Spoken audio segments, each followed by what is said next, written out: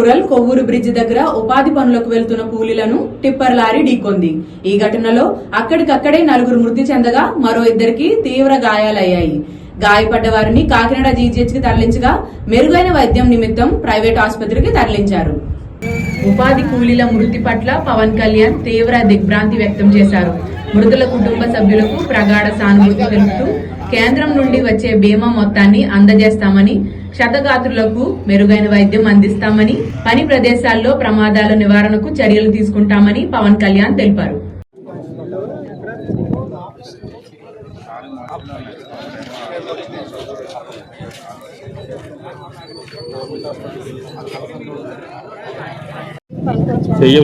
వస్తే photos morning photos single గా పడుతుంది.